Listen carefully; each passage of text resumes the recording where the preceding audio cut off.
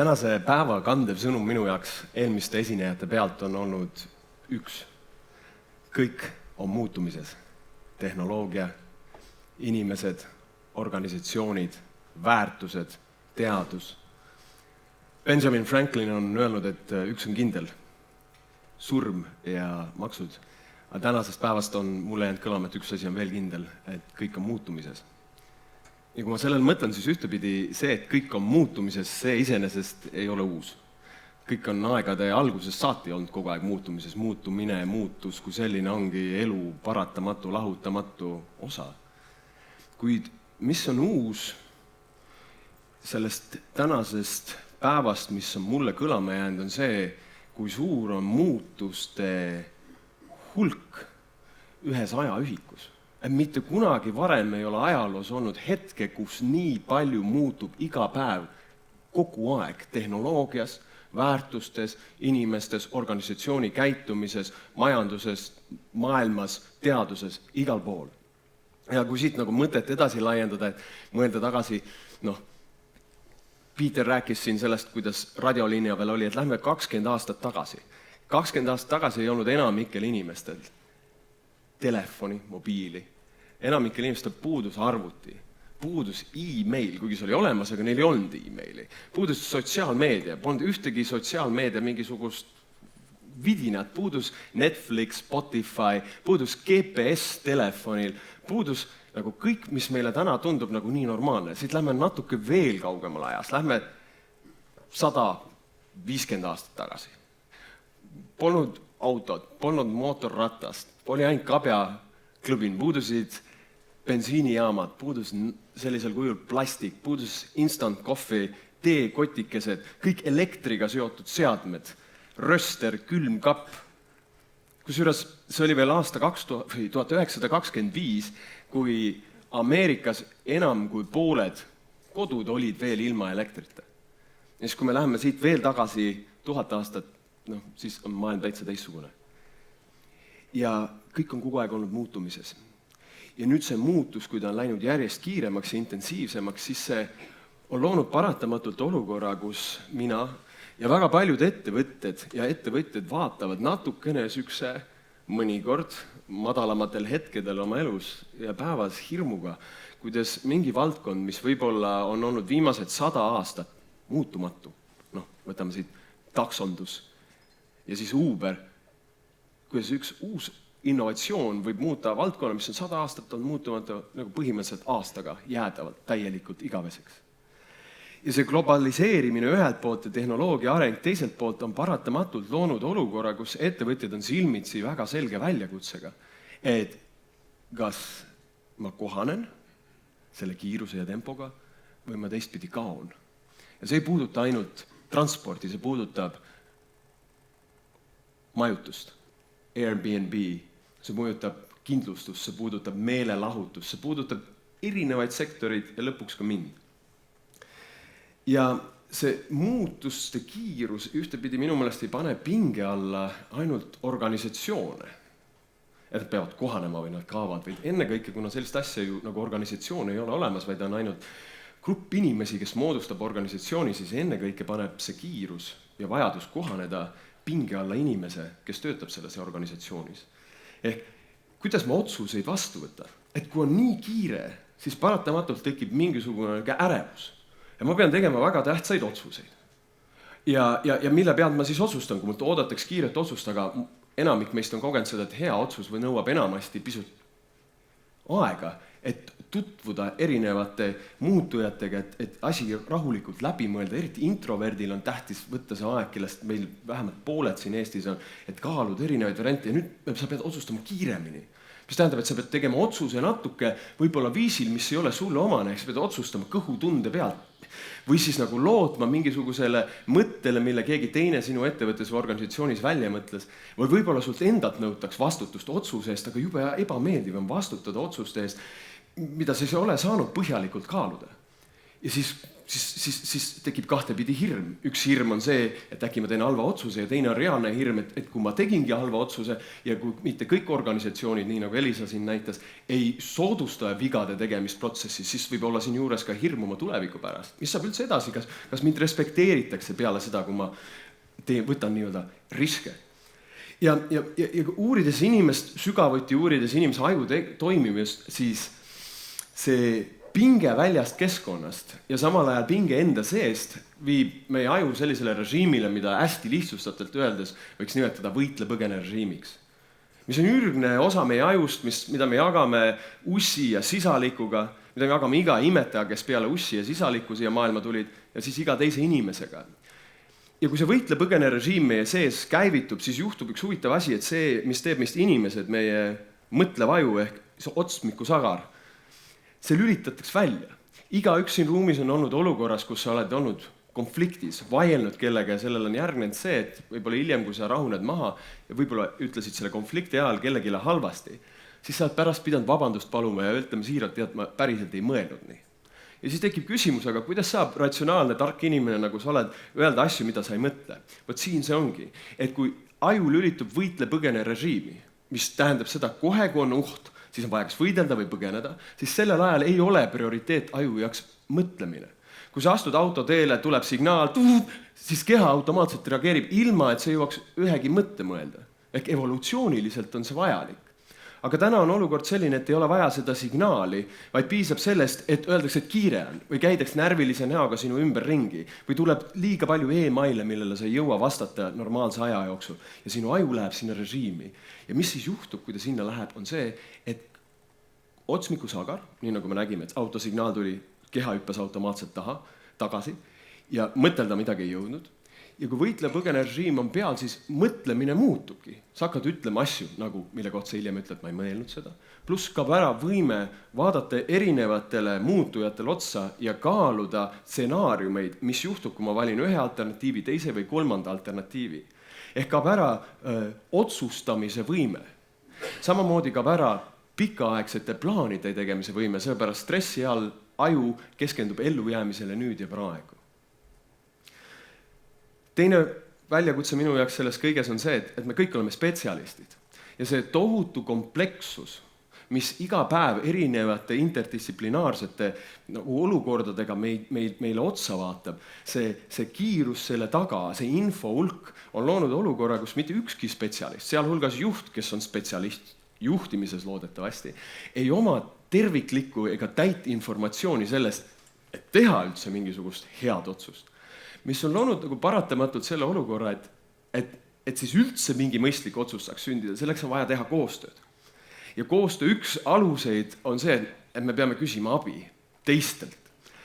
Ja see on minu meelest töötades organisatsioonidega Eestis üks väga suur väljakutse, sellepärast, et endiselt eksisteerib väga paljusid inimesi ja ma näen ennast seal samas hulgas ja paadis, kelle jaoks tihti abi küsimine võrdust märkiga võrdub nõrkusega või ebakompetentsusega. Ja mis siis tehtaks, kui ma julge abi küsida, sest mul on sotsiaalne mask, mis tahab näida kogu aeg ekspert, tahab näida tark ja siis ma ikkagi ei küsi abi, vaid jätkan tegutsemist kuidagi mitte omades seda informatsiooni, mis ma siis teen.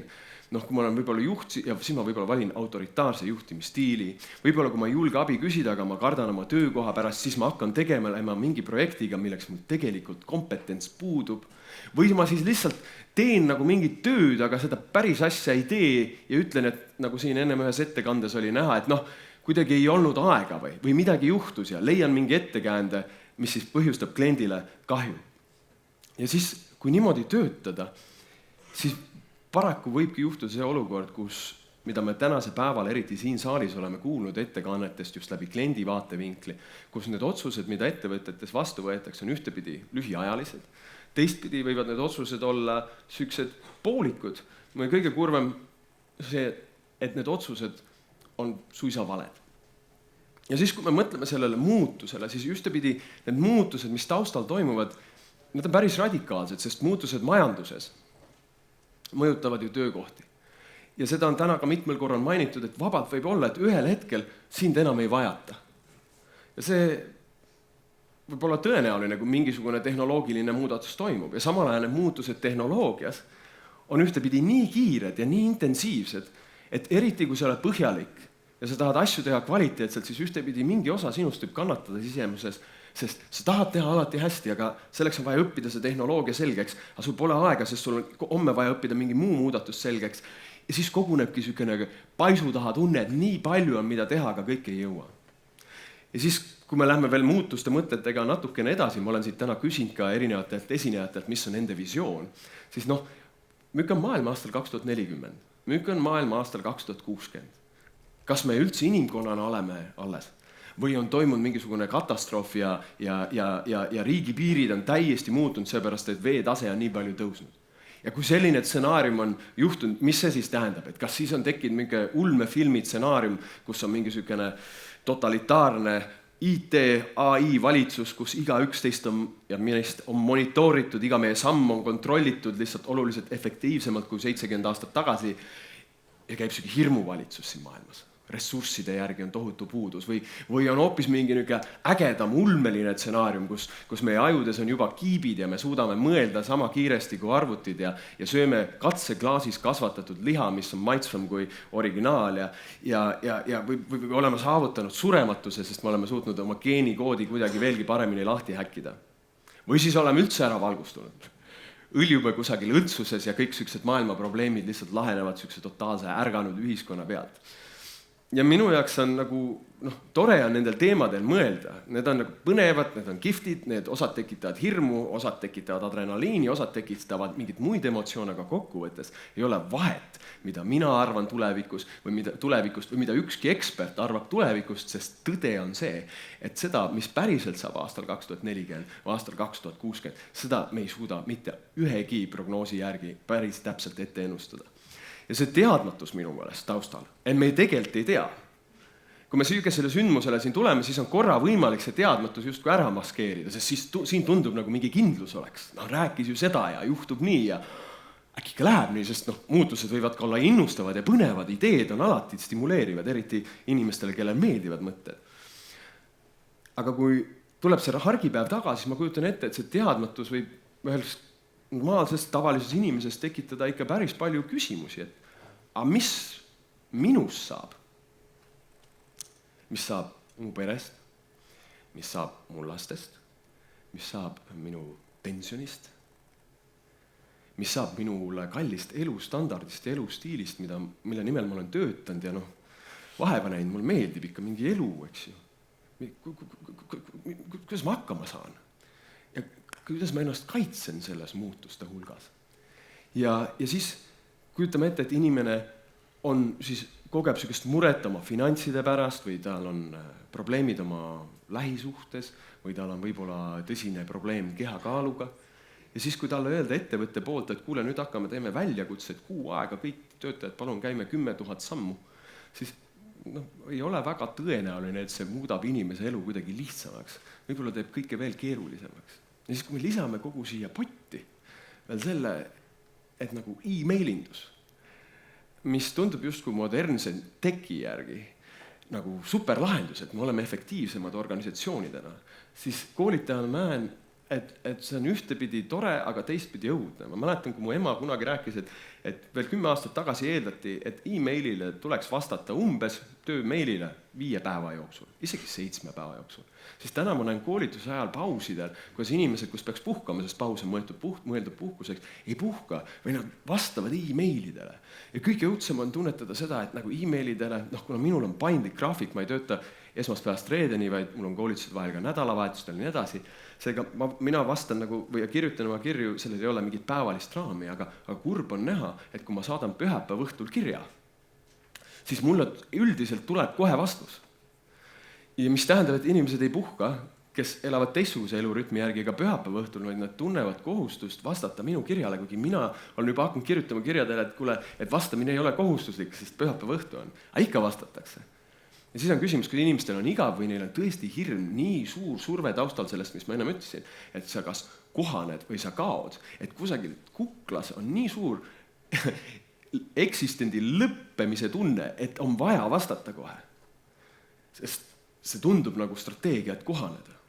Aga kui tempo kasvab, kui kirju tuleb järjest juurde, kui nüüd kirjad saabuvad mitte ainult emaili-kasti, vaid Messengeri juba, igalt poolt proovitakse sind kätte saada, siis üks hetk see ei ole jätkusuutlik, sest kogu selline tempo, kogu selline tunne, et ma pean kogu aeg olema saadaval, tekitab paratamatult inimesel haavatavuse stressile. Sest meil kõigil on piir. On see mentaalne piir, on see emotsionaalne piir, on see füsioloogiline piir, aga üks on kindel, et piir on seal olemas. Ja kui me nüüd mainime seda sõna stress, ja me oleme täna terve päev rääkinud siiski tehnikast, tekist ja ettevõtlusest, ja kui me paneme selle stressi sinna juurde, et huvitav on see, et Gallup ühes viimases uuringus ütles, et üks stressis töötaja võtab aastas keskmiselt 15 tööpäeva rohkem puhkust nii-öelda haiguse jaoks kui mitte stressis töötaja. Ja kui siia teine statistika juurde panna, ka Gallupi oma Eesti tööjõu kohta, siis ainult 20% Eesti tööjõust on oma töösse pühendunud, mis tähendab, et need inimesed käivad tööl ja tahavad seal tööl käia. Ülejäänud 80% käib tööl paratamatusest. Ja sinna lisauuringud tulevad juurde, et kui nad käivad paratamatusest ehk raha teenida, siis seal on oluliselt suurem tõenäosus, et nad ei puhka nädalavahetustel välja, neil on unega probleemid, nad naeratavad vähem, nad kogevad vähem rõõmu, neil on suurema tõenäosus konfliktidele peres, ehk oluliselt suurem tõenäosus kogeda stressi. Ja kui me siis võtame selle, et selle loogika järgi, et ühes Eesti organisatsioonis, kus töötab 100 inimest keskmises, ja siis 80% neist kogeb stressi, ja kui siis 80% neist võtab 15 haiguspäeva rohkem aastas kui need 20%, siis see tähendab tööandja jaoks 1300 kaotatud tööpäeva aastas, mis on üle 10 000, ligi 10 400 tundi, lihtsalt kaotatud produktiivsuse aega. Seega see stress on igal juhul ohtlik. Ja mida see stress veel kahjustab, ei ole mitte ainult otsene mõju selle töötaja tervisele või tervises riketes tekkinud rahaliselt kulud, vaid stressis aju, nagu me juba alustasime, lülitab välja selle otsmiku sagara. Ehk kaob see selge mõtlemine ja stress põhjustab vigu otsustes. Ja mis veelgi enam, selle otsmiku sagaraga käib kokku üks meie inimeseks olemise ilus omadus. Ja selleks omaduseks on empaatia. Kui ma olen aga stressis, otsmiku sagar läheb välja, ma lähen võitle põgene režiimi, siis korraga kaob ära 2 asja. Kaob ära võime teha koostööd, mis on avastatud tänaseks väga selgelt jalgpallurite, jäähokimängijate ja korvpallurite ja teiste meeskonnaspordialade puhul, miks on nii oluline mindfulness ja erinevad meditatiivsed tehnikad, mida õpetatakse tippspordis, on just see, et kui sportlane läheb võitle põgene režiimi, siis ta samamoodi kaotab ära tervikpildi oma meeskonnast ja muutub individualistiks. Ja kuna me kõik oleme, kui me töötame kellegiga koos, oleme justkui spordimeeskond ja kui ma lähen stressi tõttu individualistiks, siis tähendab, et see hakkab ju avalduma sellena, et mulle tekib kärsitus, mis tähendab, et kui keegi tahab mult midagi küsida, siis see vastus võib-olla saab kehakeele tasandil olema selline, et see inimene tunneb, et ta kuidagi segab ja häirib mind.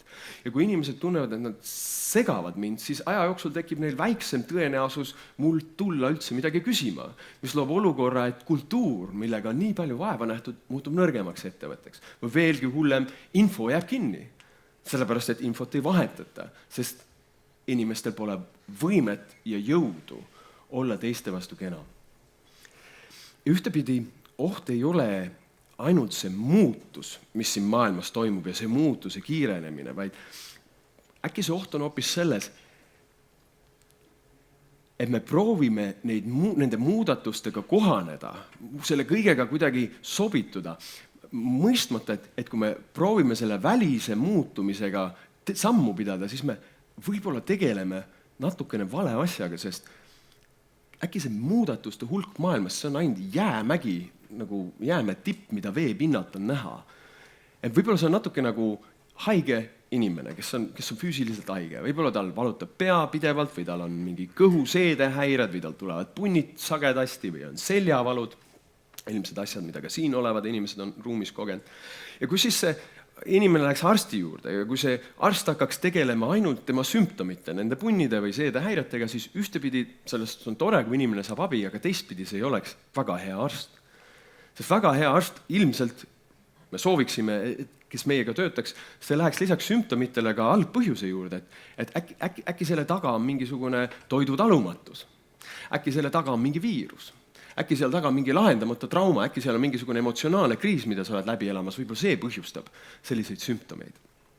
Ja kui me niimoodi vaatame, siis natuke tundubki, et kõrvalt, et see maailm on pisut nagu haige. Ja organisatsioonid ühtepidi on ka haiged. Et siin on numbrid ja statistika taga ja me see ei ole ilmselt kellelegi uudis. Aga nagu see, mis mind huvitab, on see, mis selle haiguse taga on. Ja üks väga suur tõenäosus on, et sükse ühtepidi ökoloogilise, teistpidi ökonoomilise ja kolmandat pidi sotsioloogilise kriisi taga võib-olla maailmas ongi inimeste psühholoogiline kriis. Ja see on vähemalt mind pannud iseendalt küsima karme küsimusi, mida ma jätkuvalt teen ja rõõmustan, kui inimesed muga nendel teemadel tahavad kaasa mõelda, et huvitav, mis toimub meie psüühikas kollektiivselt sedasi, et me kambana maailmas suudame luua jätkuvalt ühtepidi arengut, aga teistpidi nii palju valu ja kannatust inimestele ja sellele kohale, kus me elame. Ja see paneb mõtlema, et kui oleks mingi muu rass ja ilmselt kui tuleks siia maale ja nad oleks oluliselt kõrgemalt arenenud, võiks tunduda, et inimene on lolliks läinud, nagu niimoodi esmapilgul vaadates, kus see kõik siin toimub, et siin on nagu madness, hullus. Kuid jällegi, kui võtta ükskõik milline inimene siin saalis, siis ma olen täiesti veendunud, et mitte ükski inimene isiklikult teie hulgast ei tahaks teha haiget iseendale, ühelegi inimesele siin ruumis ega maailmas, ega ka planeedile. Ilmselt te kõik hoolite endast, teistest ja planeedist. Ja siis tekibki küsimus, aga kuidas siis see jama nagu toimub, kus see tuleb see hullumeelsus, mis kahjustab inimesi, perekondasi ja planeeti. Ja siis, kuna siin ju keegi nii ei teeks, siis tekib tunne, et seal, et ju need on need teised inimesed, kes seda teeks. Ja siis jällegi nagu see ka väga ei aita, sest kui me mõtleme, kes need teised inimesed on, siis fundamentaalsel tasandil oleme me inimestena ju kõik ühesugused, oleme samad. Ja siis võib-olla ongi nii, et kui AI meid ei hävita ja ulmefilmi näitel Avengers või Superman meid ei päästa, siis me peame ise midagi ette võtma, ise olema need, kellele see muutus, laiem muutus, mitte ainult tehnoloogiline muutus, laiem muutus toetub. Ja siis ühtepidi, kui vaadata ajaloos tagasi, siis tundub, et igasugune muutus on alati saanud alguse indiviidist. Et võib-olla see on mingi poliitiline liikumine, Gandhi või Mandela, mingisugune uus visioon.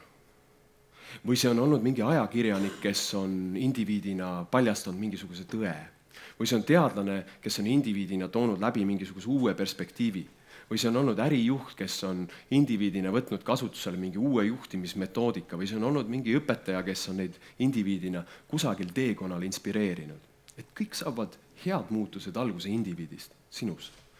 Ja kui ma olen nüüd viimased 16 aastat eelkõige iseendal otsides mentorit, uurinud neid indiviide, kellest saavad alguse muutused, siis üks asi, mis neid minu meelest eristab, on tugev sisemine stabiilsus. See, kuidas nad lähevad muutustele vastu sisemise tugeva kesega.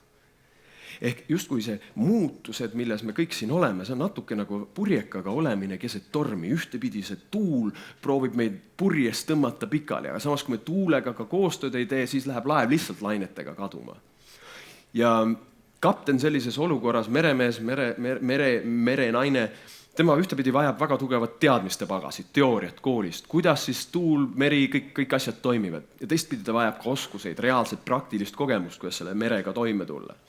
Aga kui päris olukord käes on ja kui sa peaks sellise kapteniga olema ühes laevas, siis ma olen veendunud, et mitte keegi teist ei sooviks olla lihtsalt kapteniga, kes teab teoorias, kuidas see kõik toimib ja omab natuke ka praktikat või palju praktikat, vaid me kõik sooviksime sellel hetkel, kuna me ei tea midagi sellest merest, et see inimene, kes seal roolis on, see oleks ka rahus ja selguses ja tema aju töötaks ja ta ei oleks võitleja põgene režiimis, vaid ta suudaks säilitada kainuse.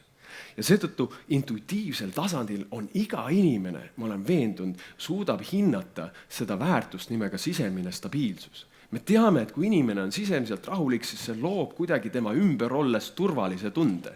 See loob tunde, et see inimene ei ole reaktiivne, see inimene teab, mis ta teab, millal kiirendada, millal aeglustada. Et ühtepidi see sisemise stabiilsuse kultiveerimine võibki olla selles ajas muutustega toimetulekus ülioluline oskus, mida endale saada. Ja huvitav on, kui mõelda tagasi ajaloole, liidritele, kes meil on olnud siin enne 20. sajandit, siis kuni selle hetkeni oli liidri tunnus väga selgelt rahu ja kaalutletud aeglane tegutsemine. Karakteri areng, moraalitunnetus oli kõige alus. Ja siis, kui me võrdleme seda tänase liidriga, kes võrdleb ennast teiste liidritega läbi selle, et kes võib-olla, kellel on rohkem kiire, ehk kohtumised käivad ümber jutu, kui kiire on, siis mineviku perspektiivist vaadates tunduks see ilmselt ebaefektiivne. Aga samas täna juhid ilmselt uhkustavad selle üle, kui läbipõlemise äärel nad on ja kui raske neile on ja kui stressis nad on, sest see on natukene nagu sotsiaalselt muutunud märgiks, et järelikult on tegija. Järelikult sa teed midagi olulist, kui sul on nii raske ja sa sööd antidepressante. Teine pool, mida on vaja, mulle tundub, et selle muutustega kohanemiseks väga selgelt iseendas täna kultiveerida, kui ma jälgin neid indiviide, kes siis ükskõik mis sektoris maailmas muutust kaasa toovad ja mõjutavad teisi enda ümber sisestades nendesse julgust, on suur avatus. Avatus, et me oleksime avatud, mulle tundub, see on jälle omakorda raske, sest see eeldab seda, et me peame ümber vaatama kõik oma senised mõtteviisid, stereotüübid ja ideed sellest, mis üldse on okei. Et kui ma olen ikkagi geivihkaja või mulle on mingisugused neegri naljad südamelähedased, siis isegi kui ma nende üle naeran, ma olen okei, aga kui ma nende järgi ka elan ja ma valikuid teen, siis selgelt ma piiran oma potentsiaali teha koostööd turuga, mis on muutumises. Sest kui mul on turu osas hinnang, et vot see asi on vale ja see asi mulle ei meeldi, siis mul on lihtsalt hinnang. Turg elab oma elu ja ma ei saa turuga koostööd teha. Seega selline suur avatus ja paindlikkus erinevate perspektiivide sissevõtmine on paratamatu. Ma olen täiesti veendunud, et need organisatsioonid, kes täna siit edasi lähevad, need omavad hästi suurt kohanemisvõimet, mis tähendab hästi suurt avatust teistele perspektiividele.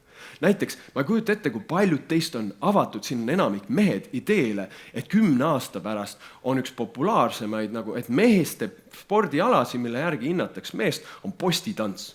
Ma arvan, et paljud teist arvavad, et no come on. Mina võiks kihla vedada teiega, aga et 10 aasta pärast on postitants meestel olümpiaala.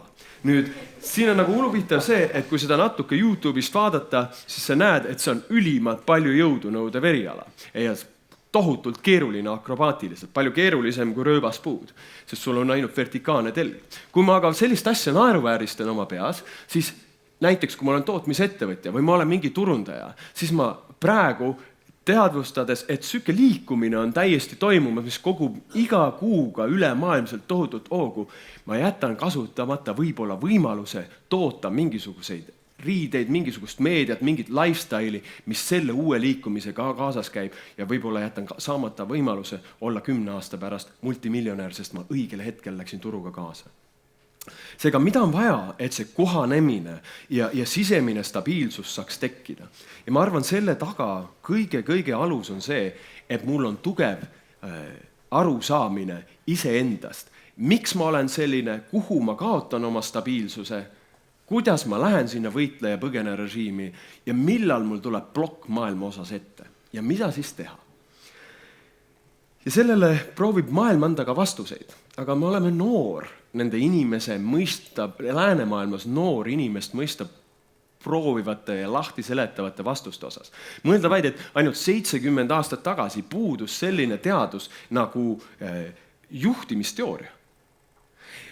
Teise maailmasõja lõpul oli endiselt, polnud ka eriala nagu juhtimispsühholoogia, oli endiselt veendumus, et juhi tunnus on, esimene tunnus on, et juht on mees, ja teine tunnus, et juhil on lai lõualuu, nagu mul, ja kolmas tunnus, et tal on laiad õlad, nagu mul ei ole. Ehk ma olen nagu peaaegu juht. Aga nagu kui vaadata statistikat ja ajalugu, siis sellel ei ole, tänaseks on selgutatud välja, et see lai lõualuu ei võib-olla näitleja koha sulle Rich Forresterina kusagil tagab, aga midagi juhina ta sulle juurde ei anna.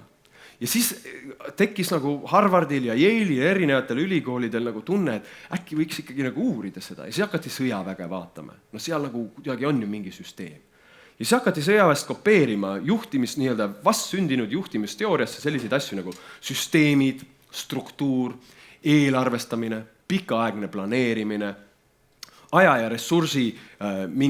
ajakulude ja ressursikulude minimeerimine, efektiivne tootmine, tootmistsükli aeglustamine. Neid kutsutakse täna nagu juhtimise hard skills, tugevad juhtimisoskused. Ja mida aeg edasi, siis hakkas tekkima motivatsioon ja kommunikatsioon ja delegeerimine ja täna siit lava pealt kuulnud empaatiline kuulamine ja kaasamine, mida siis nagu naljatamisi mõni nimetab soft skills.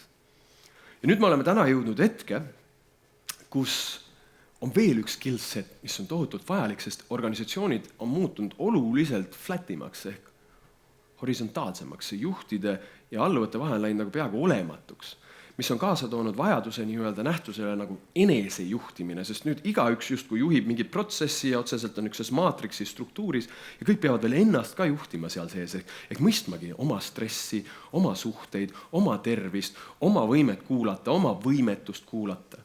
Ja see paneb selle tänase juhi siis, kes juhib sükest lamedat organisatsiooni, silmitsi nagu tõsise väljakutsega, et ühtepidi pead sa endiselt juhtima neid protsesse ja seda kogu muutust, mis maailmas toimub. Teistpidi pead sa juhtima neid inimesi, kes tihti ei tea, mida nad tahavad, aga üks, mida nad tahavad, on kindlasti tunnustus ja seda, et neil oleks äge töö ja kui siin vaadata, et aastaks 2025 on 75% tööjõust lihtsalt nende sünniaasta järgi nii-öelda Y-generatsioon, kellest uuringute järgi 6 inimest 10 omab praegu, kuigi ta on kuskil organisatsioonis tööl, oma CV-d ka mõnes tööotsinguportaalis, ehk me peame kuidagi seda tööjõudu veel suutma hoida, siis mõneti see panebki juhi silmitsi sükse huvitava väljakutsega. Ehk kuidagi ma pean aitama organisatsioonil saavutada edu, ma pean aitama oma inimestel saavutama edu, pluss ma pean aitama neil inimestel ennast veel juhtida ka. Aga ma saan ju neid inimestel aidata ennast juhtida ainult ühtepidi läbi eeskuju, mis tähendab, et ma pean oskama ennast juhtida. Aga kuidas ma oskan ennast juhtida? Koolis ei õpetatud. Kolleegid ei tea. Ja siis me jõuame ringiga minu erialani. Siis tuleb vastus, okei, kuulame podcast'e, loeme raamatuid, eneseabitööstus, kõik psühholoogiatööstus on järjest kasvamas. Saadame inimesed koolitusele. Aga siin on nagu üks tohutu raskuskese, mille üks ja nõuab tohutut julgust, ma arvan, selle ajal, sest koolitused on nagu must auk. Paned sinna raha ja sa ei tea, mis sai. Mitte mingisugust tagasisidet tule. Kui sa paned sama raha veebiarendusse, siis sa saad veebi. Sa paned selle tootedisaini, sa saad mingisuguse toote, aga kui sa paned inimese arengusse, siis inimesed tulevad tagasi ja mitte sama tüüp on nagu. Ja sa ei saa kuidagi mõõta, et kas ta siis on muutunud või ei ole. Ja võib-olla ajab siin närvi ka veel ja siis tundub äkki ei ole. Aga inimest ongi keeruline muuta, sa ei tea, kas ta on nüüd stressitaluvam, kas ta on avatum rohkem kuulama selle asemel, et lihtsalt seletada, või kas ta suudab hoida seda muutustega toimetulemiseks vajalikku keset või kas tal on see avatus postitantsule, sa ei tea. Aga muud valikut sul ka nagu ei ole. Sest kuidas ta muidu muutub, kui tal ei ole keskkonda selleks, kus ta peab endasse vaatama ja katsetama tööristi, kuidas siis selle me-tech, human tech, mina-tech, minu see psühhe, minu emotsioonid, minu kõik see body mind, mis töötab kõik tervikuna koos. Kui ma sellega ei tegele nii, nagu ma tegelen mingisuguse programmiga, siis see ei saagi muutuda ju. Sellel on need vanad bugid, mis tulid MLTissilt ja sellelt meie taustsüsteemilt, kus me siin on kasvanud. Siin on viirused, mida me igat päev võtame kaasa. Nendega tuleb samamoodi tegeleda. Ja siin ongi takistus see, et kuna selle ei saa mõõta ja inimese muutust on nii raske aru saada, aga samas see on nii vitaalse tähtsusega organisatsiooni terviseks seisukohast, siis mina arvan, et me peaks ka ümber vaatama juhtimise sõnavara, et mitte see ei ole soft skill, vaid inimene ja inimesega töö on tänase juhi tegelik hard skill. Ja kuna see muutus ja see maailma kadu ja see inimeste valu ja nii edasi, see saab alguse inimestest ja organisatsioonid panustavad päris palju üle maailma nii-öelda inimteguri kahjustumisesse, maailma kahjustumisesse, siis siit on ka minu meelest ilus nagu küsida, aga kas saaks olla teisiti? Kas organisatsioon ei saaks mitte olla lahendus? Et kui teadusmaailmas paradigma tasandil on väga selgelt liikumas arusaamine, et maailma aluseks ei ole mateeria, vaid maailma aluseks on energia. ja arstid teaduse tasandil on paradigma aeglaselt, aga kindlalt liikumas, et point ei ole ravi, vaid point on ennetus. Siis ilus on näha, et järjest rohkem ettevõtteid on aru hakanud saama, et ka ettevõte, kuna ettevõte koondab endasse hulka inimesi, kelle arengusse ettevõte saab panustada ja kui inimesed arenevad, siis areneb nende teguviis ja mõtlemine ja seetõttu looming, mida nad maailma loovad. Seetõttu ettevõte saab olla kiirendi inimeste arengule, aga väga suurele hulgale inimestele korraga. Seega ühtepidi selles uues paradigmas ei ole ettevõtte point ainult kasum, vaid kasum on vahend, millega saavutada midagi erakordset, mis on parem maailma meile kõigile. Ja seetõttu me seisame justkui uue juhtimisajastu lävepakul. Ja need pioneerid ja need esimesed, kes siit selle esimese julge sammu teevad ja juba on tegemas, nendega juhtub paraku mitu asja. Ühtepidi iga uus algus on lootustrikas, põnev. Teistpidi aga skeptikute poolt maha tallatud, naeruvääristatud. Ja suur hulk meist kaob sellel teekonnal. Kuid ikkagi tänase juhi üks oluline eesmärk on leida lahendus ja visioon kõige muu seas selles muutuvas maailmas toime tulemuseks, et töötajatel oleks see sisemine stabiilsus ja oleks see avatus muutustele, uus visioon inimeste arenguks. Ja minu siiras usk on, et täna oleme jõudnud kõik sinna olukorda, kus ettevõtte tervist ei saa hinnata ainult läbi finantsauditi, vaid selleks, et ettevõtte tervist tegelikult mõõta ja hinnata, selleks on vaja teha ka inimaudit. Aitäh kõigile!